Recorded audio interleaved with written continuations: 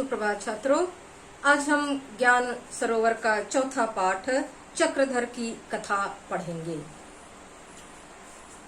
चक्रधर की कथा, इस कहानी का संदेश है संतोषम परम सुखम, यथार्थ संतोष सबसे बड़ा सुख है। दूसरा संदेश भी है लालच बुरी बला, यानी लालच विपत्ति का जड़ है। अर्थात जब भी मनुष्य के जीवन में विपत्तियां आती हैं तो कई बार लालच में आकर ही मनुष्य मुश्किलताओं को, विपत्तियों को बुलाता है। यहाँ भी दो भाग आते हैं। एक भाग में ऐसी कहानियां आती हैं, ऐसे विषय आते हैं जहाँ संतोष को दर्शाया गया है, संतोषी बनकर जीवन यापन करने से सुख की प्राप्ति होती है। और दूसरे भाग में लालच को दर्शाया गया है। लालच के कारण ही मनुष्य मुसीबतों में फंस जाता है, कठिनाइयों में फंस जाता है। इस कहानी में किसी नगर में 4 युवक रहते थे। वे आपस में घनिष्ठ मित्र थे, लेकिन चारों के चारों निर्धन थे। एक दिन उन्होंने निश्चय किया कि गरीबी के कारण हमारा जीवन बेकार है। निर्धन मनुष्य लोगों की कितनी भी सेवा क्यों ना करे, लेकिन असंतुष्ट होकर उसे डांटा जाता है, फटकारा जाता है, उसका तिरस्कार किया जाता है। और निर्धन व्यक्तियों को सगे संबंधी या प्रियजन भी त्याग देते हैं, उनके गुणों का कोई सम्मान नहीं होता। यहाँ तक कि पुत्र भी किसी पिता का, किसी माता का साथ छोड़ देता है। और इस तरह उन्होंने यह निश्चय किया कि वीर, रूपवान, बातचीत में कुशल, शस्त्र तथा शास्त्र जानने वाला मनुष्य भी धन के बिना यश या सम्मान प्राप्त नहीं करता। इसलिए निश्चय किया कि हम सभी अपने नगर को छोड़कर, अपने प्रियजनों को छोड़कर धन कमाने के लिए दूसरी जगह चले जाएं। और ऐसा दृढ़ निश्चय करके चारों मित्र चलते चलते अवंतीपुरी पहुंचते हैं। क्षिप्रा नामक नदी में स्नान करके, मंदिर में भगवान के दर्शन करके, उन्हें प्रणाम करके वे आगे चले। और भैरवानंद नाम के एक योगी से उनकी मुलाकात होती है, उनका परिचय होता है। वे उनके मठ में गए और योगी ने उनसे पूछा कि तुम सब यहाँ क्यों आए हो और कहाँ जाओगे, तुम लोगों का उद्देश्य क्या है। युवकों ने उत्तर दिया, योगी जी, हमने काम धंधे के लिए यात्रा आरंभ की है, अतः जहाँ हमें धन मिलेगा हम वहीं जाएंगे, और चाहे मृत्यु ही क्यों ना प्राप्त हो जाए, हम बहुत सारा धन कमाए बिना घर वापस नहीं लौटेंगे, और यह हमारा दृढ़ विश्वास है। कहते हैं जो मनुष्य साहसी होते हैं, कठोर परिश्रम करते हैं, उन्हें ही समय पर मनचाहा धन की प्राप्ति होती है। यानी धन प्राप्त करने के लिए विद्या के साथ साथ साहस, हिम्मत और कठोर परिश्रम अत्यंत आवश्यक है। और इसलिए वे आग्रह करते हैं कि महाराज, आप हमें धन प्राप्त करने का कोई उपाय बताइए जिससे हमारी मनोकामना पूरी हो जाए, और धन प्राप्त करने के लिए हम कुछ भी करने के लिए तैयार हैं।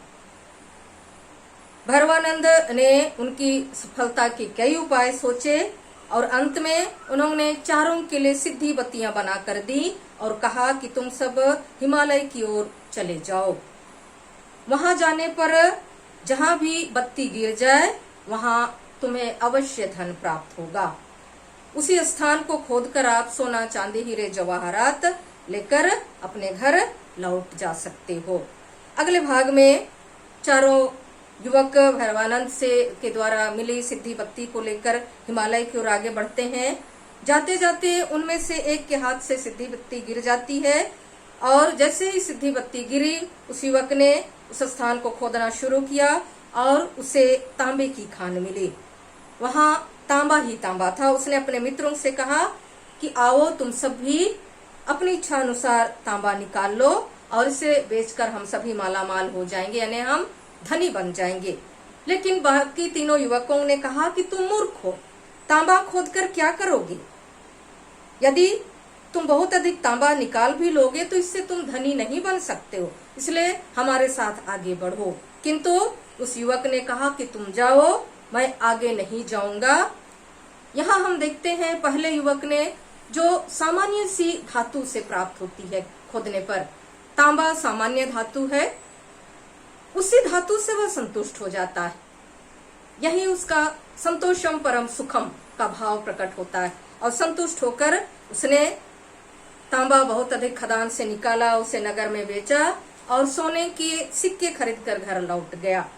चौथे भाग में हम देखते हैं बाकी 3 साथी आगे बढ़ते हैं। चलते चलते वे एक स्थान पर एक युवक के हाथ से चलते गए, और जब एक स्थान पर दूसरे युवक की सिद्धि बत्ती गिरती है तो वह भी वहां उस जगह खुदाई शुरू किया। उसे चांदी की खान प्राप्त हुई। उसने भी प्रसन्न होकर अपने अन्य दोनों मित्रों से कहा कि मित्र, आप जितना चाहते हो वहां उतना चांदी यहाँ से निकाल लो। उन दोनों ने भी उससे कहा, मूर्ख, पहले तांबे की खान मिली, अब चांदी की मिली है तो अवश्य ही आगे सोने की खान मिलेगी। हम चांदी कितना भी यहाँ से निकाल लें खान से, लेकिन हम धनी नहीं बन सकते, और सोने की बात तो कुछ और ही है। और इस तरह और अधिक प्राप्त करने की कामना से वे दोनों युवक आगे बढ़ जाते हैं, और दूसरा युवक वहीं खुदाई करके सोना मोल लेकर चांदी को बेचकर सोना खरीद कर वह अपने घर लौट गया। दूसरा युवक भी संतोषी था। 5वें भाग में दोनों युवक आगे की ओर बढ़ते हैं। जाते जाते एक तीसरे युवक की सिद्धि बत्ती गिरती है। प्रसन्न होकर उसने जैसे ही खुदाई करना शुरू किया, उसकी खुशी का ठिकाना ना रहा, क्योंकि उस मित्र को उसकी इच्छा अनुसार स्वर्ण मिला था, और उसने भी सोना, अपार सोना वहां से निकाला और अत्यधिक प्रसन्न हो गया। चौथा युवक ने कहा, हे मूर्ख, तुम कुछ नहीं जानते हो। अर्थात चौथा युवक अब भी संतुष्ट नहीं है। उसने कहा, पहले तांबा फिर सोना, चांदी, अब सोना मिला है, आगे अवश्य खुदाई करने पर हीरे और जवाहरात मिलेंगे। और मनुष्य को यदि एक भी हीरा प्राप्त हो जाए तो वह सबसे धनी व्यक्ति बन जाता है। मैं इस सोने को लेकर क्या करूं? यह कहकर लालच के वश में आकर लालची बनकर वह आगे की ओर बढ़ चला। और तीसरा युवक ने कहा कि तुम जाओ, मैं यहाँ से आगे नहीं जाऊंगा, मैं इस सोने की खान से अपार सोना निकालकर धनी बन सकता हूँ। और इस तरह चौथा युवक अकेले ही आगे चल पड़ा। चलते चलते उसे बहुत प्यास लगी और वह बेचैन हो गया, और घबराहट में भैरवानंद के द्वारा बताए गए रास्ते को वह भूल गया, और इधर उधर घूमते हुए उसने एक आश्चर्यजनक वस्तु को देखा तो वह ठहर गया। उसने देखा एक मनुष्य खड़ा है जिसका सिर खून से सना है और उसके मस्तक पर एक चक्र घूम रहा है। युवक ने तुरंत जाकर उससे पूछा कि आप कौन है और आपके सिर पर चक्र क्यों घूम रहा है? आप किस लिए यहाँ खड़े हैं? यदि कहीं जल हो तो मुझे बताइए, मुझे बड़ी प्यास लगी है। और जैसे ही चौथे युवक ने ऐसा प्रश्न किया, खड़े हुए युवक के सिर से वह चक्र उस युवक के सिर पर आकर घूमने लगा, और वह चक्र जब उसके सिर पर घूमने लगा तो उसने पूछा कि यह कब उतरेगा? मुझे बहुत पीड़ा हो रही है। उस पुरुष ने उत्तर दिया, जब तुम्हारी तरह कोई हाथ में सिद्धि बत्ती लेकर आएगा और जैसे ही तुमसे प्रश्न पूछेगा वैसे ही यह तुम्हारे सिर से उतरकर उसके सिर पर चला जाएगा। युवक ने फिर पूछा कि यहाँ खड़े रहते हुए तुम्हें कितना समय हुआ? उस पुरुष ने पूछा, इस समय कौन राजा है? युवक ने कहा, राजा वीणावत्स। वह पुरुष बोला, काल संख्या तो मैं नहीं जानता, परंतु जब राम का राज्य था तब मैं भी सिद्धि बत्ती लेकर आया था। तब मैंने एक मनुष्य को उसके सिर पर यह चक्र घूमते हुए देखा था, और उससे तुमने जैसे मुझसे प्रश्न पूछा उसी तरह मैंने प्रश्न पूछा था और वह चक्र मेरे मस्तक पर आ गया था। युवक ने पुनः पूछा कि आपको यहाँ भोजन कहाँ से प्राप्त होता था? पुरुष ने उत्तर दिया, जिसके सर पर चक्र घूमता है उसे भूख, प्यास, निद्रा, बुढ़ापा, मृत्यु ये सब नहीं होते। केवल चक्र के चलते रहने से उस व्यक्ति को पीड़ा होती है। यह भयानक स्थान है, यहाँ कोई भी आता जाता नहीं है। अब मुझे जाने की आज्ञा दो। जब तीसरे साथी ने देखा कि उसका चौथा युवक अब तक लौटा नहीं तो उसे उसकी चिंता होने लगी। उसने सोचा कि अवश्य ही वह किसी मुसीबत में पड़ा होगा, या तो उसे हीरे जवाहरात मिल गए होंगे। लेकिन यदि उसे हीरे जवाहरात मिल गए होते तो वह अवश्य ही उन्हें लेकर वापस आ जाता।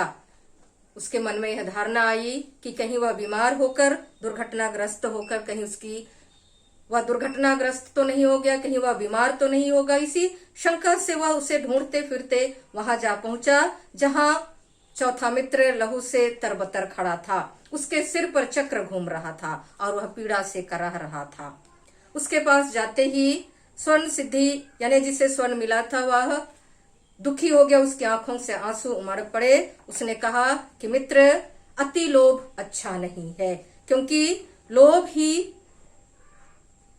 क्योंकि तुम लोभ के कारण ही यह कष्टदायी फल भोग रहे हो। लोभी के सिर पर सदा चक्र घूमता रहता। कहने का तात्पर्य है, जो व्यक्ति लोभी होता है, लालची होता है, उसकी मनोकामनाएं कभी पूरी नहीं होती। उसके सर पर लोभ रूपी चक्र हमेशा घूमता रहता है। और इसीलिए कहा जाता है लालच बुरी बला, यानी लालच विपत्ति का जड़ है। हमेशा लालच करने वाले इसी तरह मुसीबतों कठिनाइयों में फंस जाते और अंत में उन्हें हानियां ही होती हैं। धन्यवाद।